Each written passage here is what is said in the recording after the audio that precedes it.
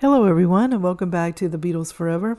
Well, I've been doing the series about George Harrison, and it's been inspired by the book George Harrison, The Reluctant Beatle by Philip Norman. But today I'm going to do another kind of video just to mix it up a little bit. So I was inspired to do this video by a video by Beatle Brad. He had a fan that asked him what the top solo Beatle albums were. So he made his selections from all of the four Beatles. So he said that anybody that created videos should probably do a video too to say what their favorites were. And that sounded like a good idea. So I'm not going to go into a lot of detail, but I'll make my choices. And we'll start with the John Lennon.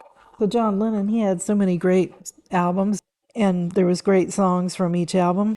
But I'm going to go, my first thought was Walls and Bridges, because this one was like the 70s sound. It was a different kind of John Lennon music, and he even had an instrumental in there, which I thought was really neat. But then I started thinking about another album of his, and then this one may not be everyone's favorite, but I liked it. It was the Milk and Honey album. And he did this, well, this came out after his death, 3 years after Double Fantasy. And mainly the two songs that drew me to wanting to say this is my favorite was I'm Stepping Out and Nobody Told Me. So these two songs are really perky John Lennon songs. You know, I'm Stepping Out. He was tired of being the house husband in his department, so he decided he was just going to go out for an adventure. And you kind of see him strutting down the sidewalk. And then Nobody Told Me. That was a great song because I think everybody can relate when you're having a bad day, and then nobody told me there'd be days like these. But John doesn't make it seem so bad because he's got a nice upbeat tempo on the song, and it's always been one of my favorites. So I'll have to say that the best solo one for John is Milk and Honey, but that's only my opinion. I know everybody will disagree with that one probably. So next up, Ringo Starr. So I've been collecting Ringo Starr lately because I was late on the bandwagon of solo Beatles in the first place, because I always kept hoping against hope that they would get together again. And I was so stubborn I wasn't going to buy their solo works thinking that was going to make a difference, but it didn't. But I do remember Ringo's first album, which I didn't get till years later, his first one, Ringo. And I at first thought I was going to pick Ringo Rama, which really is a great later Ringo album. When I started reading all the songs that were on Ringo's first album, I went right back to it. So first we have I'm the Greatest. John Lennon wrote that, and he didn't want to sing it himself because he knew people wouldn't let him get away with singing that, and he figured Ringo could handle it, so, and he did. It's always great to hear that song. Then Photograph he did with the help of George Harrison. So George really helped him with this song because it shot up in the charts to number one. And then I love the You're 16, You're Beautiful in Your Mind. I remember hearing that on the radio a lot back in the day. And it was done originally by, an early 50s group. And Ringo really does it justice. He was really got the piano going, and the song just kind of rock and rolls. And then the next one is It Don't Come Easy. That's a great song by Ringo Starr. So, and all the songs are good on there. And Oh My, I can't forget that one. So that was by Ringo also. So it's really a great album because it's almost like a greatest hits. So now we're coming to the difficult part, Paul McCartney. So Paul McCartney has been one of my favorites of the Beatles. His songs are all the songs I love, except the album Pipes of Peace. I really didn't get into that one that much, but I did like Say, Say, Say. But I was torn, so I thought I have to pick one album from Wings and one from his solo, because Wings was like so many great albums on there.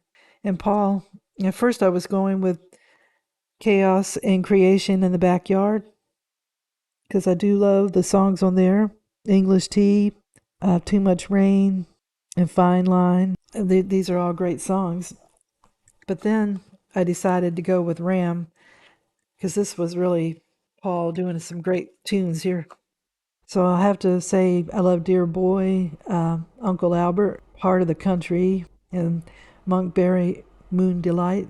But they're all so good. His solo album that I like the best.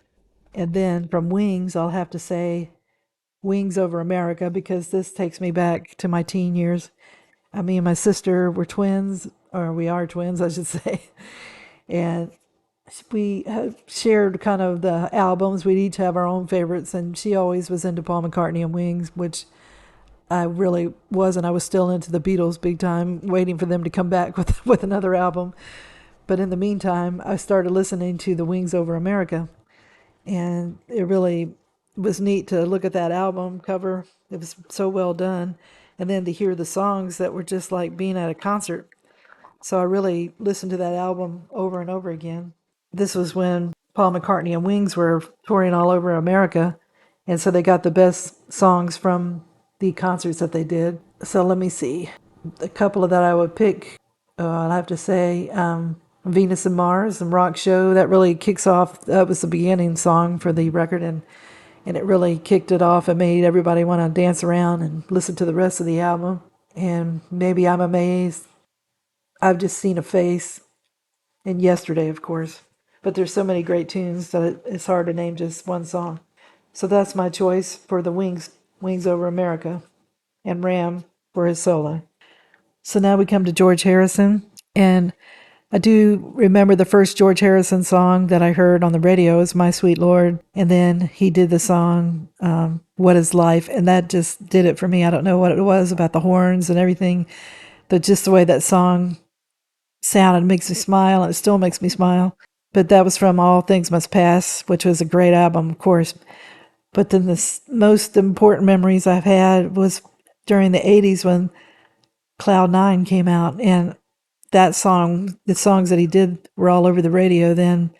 And at night, when I used to go to work, we get to have the radio on, and the song that came on the most was I Got My Mind Set on You. So I just got obsessed by that song. It was really good. So this album of his takes me back to the early days of my work career. So, but he had some great songs, and Jeff Lynne helped him produce it.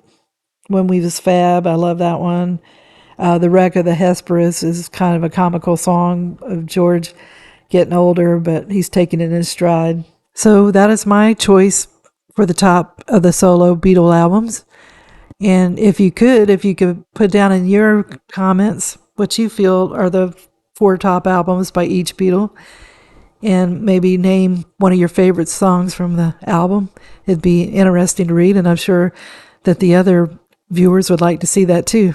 So I hope everybody had a good day, and I hope you enjoy the video. It's just kind of a video where I didn't go into a lot of research. It's just picking out my favorites, and they could change because I have had different favorites at different times. But at this moment, those were my top choices.